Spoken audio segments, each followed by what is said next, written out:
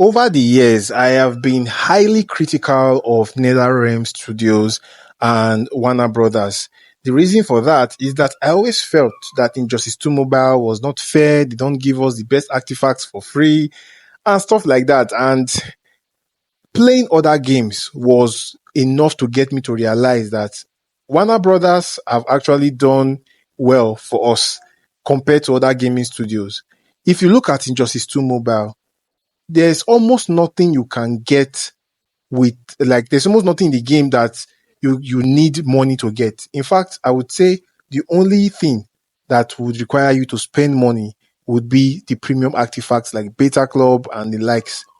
Every other thing you can use gems to get, you can work for it, you can farm it, and you could even be lucky to drop Beta Club. It's not 100% pay to win, although yes, it's highly pay to win, but it's not 100%. And to top that, the amount of money you need to spend to attempt to get Beta Club is actually quite small compared to other games.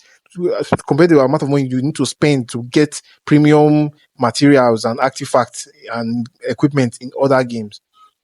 Now, one thing that makes Warner Brothers stand out is that they do what we call region-based pricing. What region-based pricing is that if you are in Nigeria, which is a third world country, sorry to say to all Nigerians that might be watching the video, if you're in Nigeria, it is clear that $10 has different value in Nigeria than it does in the US. So when an artifact is priced at $10 in the US, in Nigeria it will be the dollar equivalent of about $3 or $4. That's usually how it works. Usually like $3 or $4. Usually like at least 50 to 60 to 70% less depending on the item.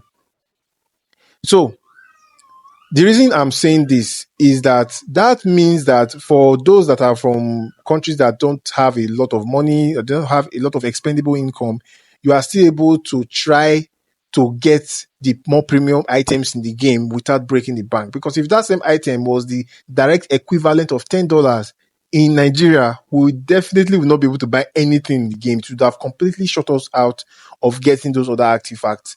So I'm saying this because the second game I play, Infinite Magic Raid, today unified their prices. Before now, they had some sort of regional pricing where the pricing in Nigeria and some other African or Asian countries was less. I think it was about 50% less. Injustice 2 Mobile is about 70% less, actually. Theirs was 50% less, but today they unified the whole price and they just brought it to perspective that the only game that stood with the players and that have made this game fairly available and that actually you could play from the beginning to the end without spending a dime is Injustice 2 Mobile. Any other game you're going to play, you will need to spend at some point. But with Injustice 2 Mobile, you don't need to do that. Are you looking for equipment? You can farm it. It's just about being patient. But a lot of other games, you can farm from now till tomorrow.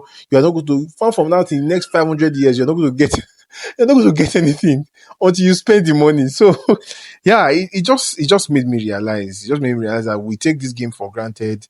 But when you actually try other games, you get to see that, yeah, Injustice 2 Mobile gives the player base a lot. My God, like today, it just started really bad because I went to that game. I was like, okay, maybe I'll buy a few items, only for me to see that the price had doubled. And when I checked the PC client of that game, I saw, because the PC client is always showing in dollars, but the one on my phone shows in my local currency. I saw that the amount has not changed in dollar, but they had now updated the price to the current exchange rates. And the current exchange rate for those that are non-Nigerians is very, very brutal. Like $10 is a huge amount of money. Let me put it in further context. The minimum wage in Nigeria is $42. Guess what? Not per week, not per day, not per hour, guys, per month. $42 per month. So how do you expect somebody to buy something in your game worth $100 if the person is making $42 every month? So this is why regional pricing is very important, because in a country where people don't even make up to $100 a month, you can't expect these people to be able to buy because they have other bills to pay. They have children to take care of. They have, there are things to spend money on. So there's really no expendable income. There's barely anything left. So you see that in these kind of countries, you see people spending maybe at most $10, $20 a month, and that's actually huge for them because that's like using just imagine using half of your monthly income on a game. Imagine how crazy that sounds. That's what it sounds like when a Nigerian is spending $20 on any game.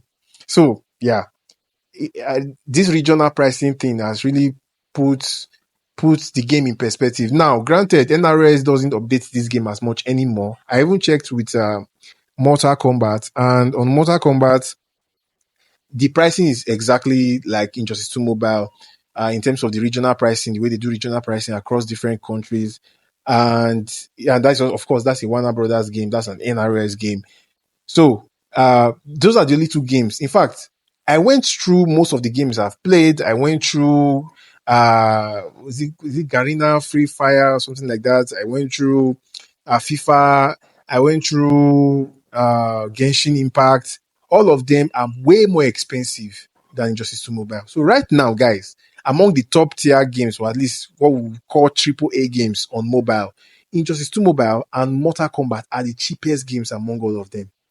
And yet we give them a lot of flack. Like sometimes it just takes you to go outside and see what other people are experiencing to really understand and know and to really value what you already have.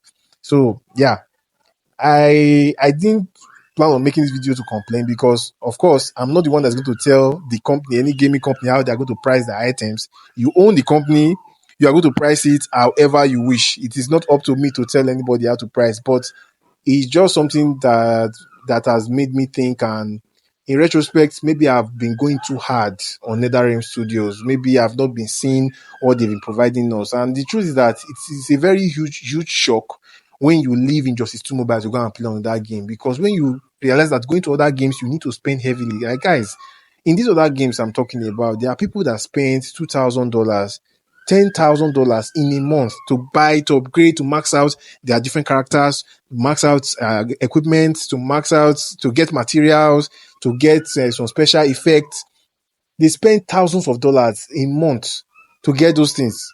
I don't even know if you can, right now in Justice 2 Mobile, I don't even know if you can spend up to 10,000.